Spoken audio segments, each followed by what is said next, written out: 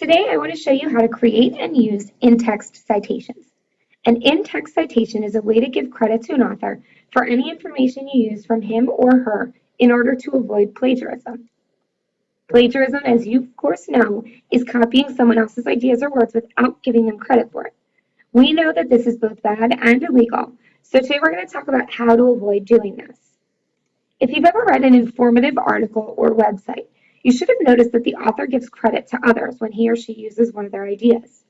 If you look at this example, the author references the Asian Carp Regional Coordinating Committee, so that you know that you can check their facts on this website. A little further down, they reference a man named Gary and provide the name of the lab that he works for, so that you know that he is a reliable resource. Usually websites use links to other websites in order to cite their information. Your citations will look different, but they'll accomplish the same task.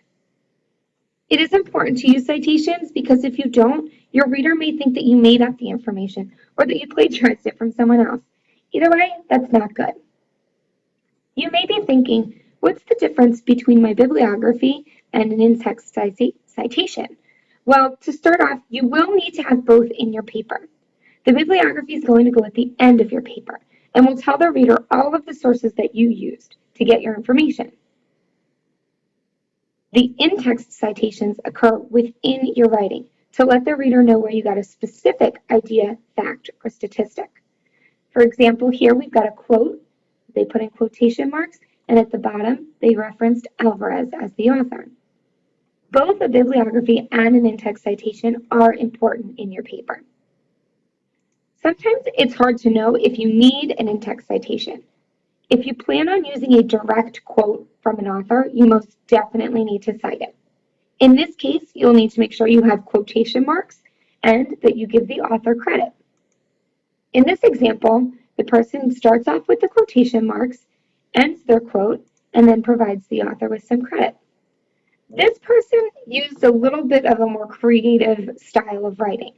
They reference the author first, and then they provide the quote.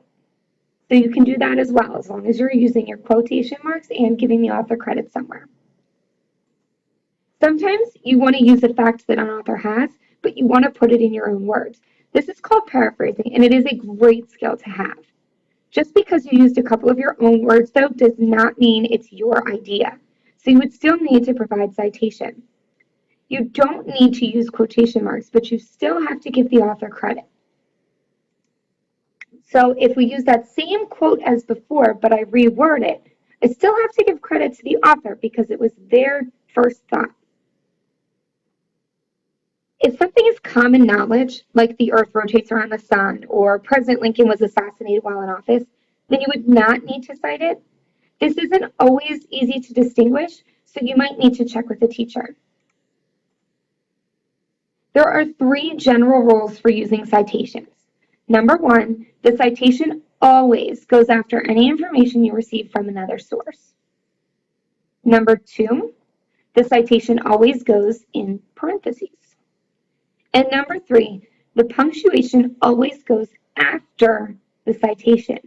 Be careful because you're probably going to forget to do this. The period is after the citation. More than likely, you're going to want to put it here at the end of the quote, but just try to remember to put it at the very, very end. At this point in your research, you should already have your bibliography entries ready to go with each article. This will make creating in-text citations very easy. If you haven't already done this step, stop now and create your bibliography. Today, I'll be showing you how to create in-text citations for 5 different situations you might come across in your bibliography. The first one here is your best case scenario. You have a source with both an author and a publishing date. The second situation is that you have an author, but there is no date. And you're going to know that there's no date because it says ND. This is the date that you accessed it, so you want to be looking for that ND.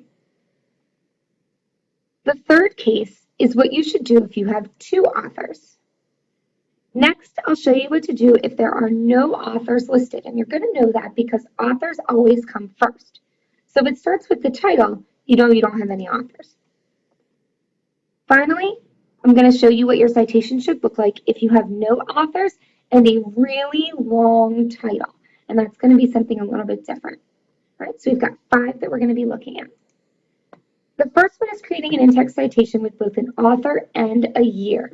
So the author is always going to be the first person listed, the first thing listed, and your year is going to be somewhere towards the end, but not the very last one, because that's the year that you accessed the information. So for this one, we've got an author whose last name is Alvarez and a publishing year of 2011. So if you're going to make your citation, here are the steps. You're going to start with parentheses on the left. Then you're going to write the author's last name, a comma and a space, the year, and then your end parentheses.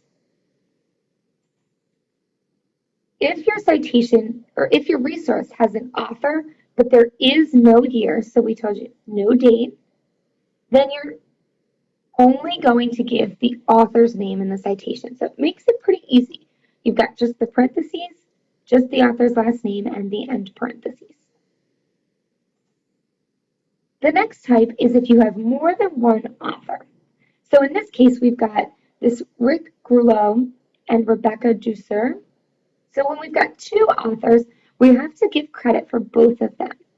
What you're going to do is you're going to use your left parentheses, the first author's last name, the little and symbol, which is called an ampersand, and that's on top of the number 7. You're going to do the second author's last name, and then everything else is just the same. Your comma, space, the year it was published, and then the end parentheses. If you have no author, you have to use the title of the article in your citation. So in this case, we've got exotic species as the title, and the publishing year is 2011. So following the same format as before with the parentheses, we're going to put the article title here. However, one thing that's unique about this is you are only capitalizing the first word. This is going to go against what you want to do because we're always told that titles should have capital letters at the beginning of each word, but not in this case. You only want to capitalize the first word. Second, third, fourth should all be lowercase. And then from there, same thing, comma, space, the year, and your end parentheses. But what if you've got an article that has a really long title? That's going to take up too much room in a citation. So in this case, where the title is The Exchange of Plant and Animal Species Between the New World and the Old World, that's way too long. So we're going to want to cut it down. So I've cut it down to The Exchange, and then I put the year that it was published. So again, parentheses, abbreviated title. You're going to want to use a natural stopping place. So I wouldn't write The Exchange of. I could have written The Exchange of Plant and Animals, but I like The Exchange best. It was a natural stopping place. Then rest of it's the same, comma, space, the year, and the parentheses. And this one is unique. This is if you have your author. So we've already done Alvarez 2011. But let's say I want to get a little creative with the way that I write my sentence. And I want to use the quote in the middle of the sentence, starting here. So here I wrote, according to the New York Times author Alvarez, in an article about invasive species, and then I started my quote. Since I mentioned the author up here, I don't really need to repeat it again later. So when I get to my citation, all I actually have to do is write the year that it was published. Here are going to be some practice ones. I'm going to give you about 10 seconds to try and read through it, figure out what you think that the citation should be, and then I'm going to show you the answer. If you want to pause it to think about it a little more, just pause the video. Here is the first one.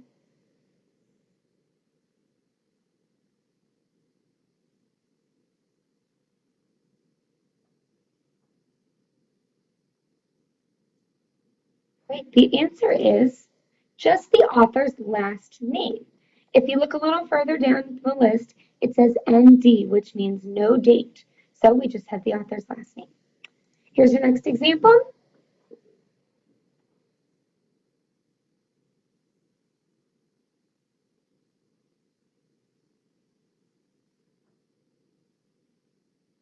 This one was a little bit longer, but you should have found both a last name and a date. Now this one's a little tricky because you might have seen that we've got a date up here and a date down here. Always go with the most current year, the closest one to this year. So I took Balco, and the most current year was 2012. Remember, 2013 is the date that I accessed the information, not the date that it was published. Right? Another example, take a look at this one, 10 seconds.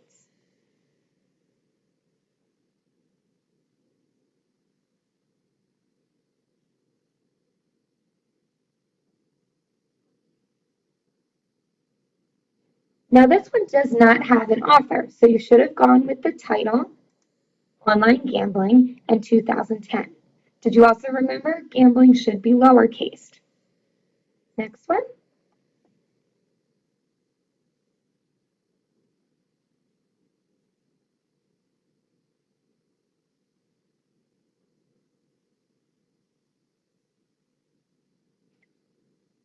Right, this article does have an author, but as we go down, I see ND, which I know means no date, so just the author's last name. All right, we have two more examples.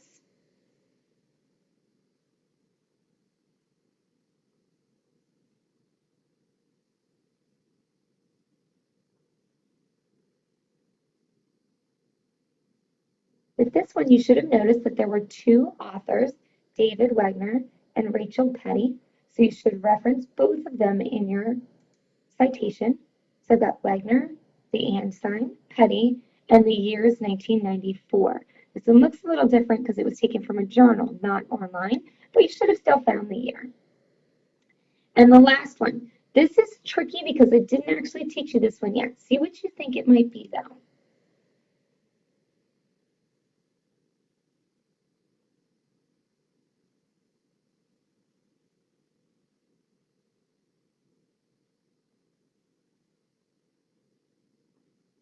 What you should have noticed is different about this one is that there are 5 people credited with being authors of this article.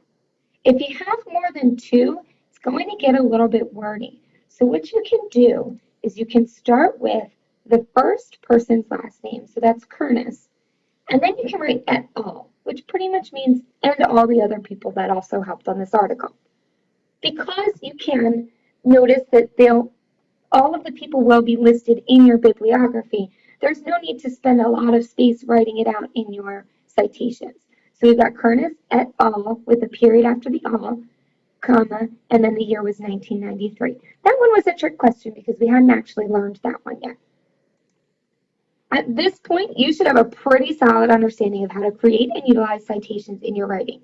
As you work to create citations for each of your resources, refer back to parts of this video to help you before you ask the teacher. Of course, you might come across some strange situations that come up. Then, of course, you want to ask the teacher.